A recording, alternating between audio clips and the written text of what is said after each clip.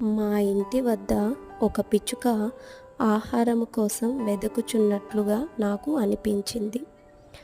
వెంటనే నేను ఒక గిన్నెలో నీటిని, బియ్యపు గింజలను తీసుకొని మా ఇంటి ముందు ఉంచాను. కొద్దిసేపటికి ఆ పిచ్చుక ఆ గింజలను తినుటకు వచ్చింది.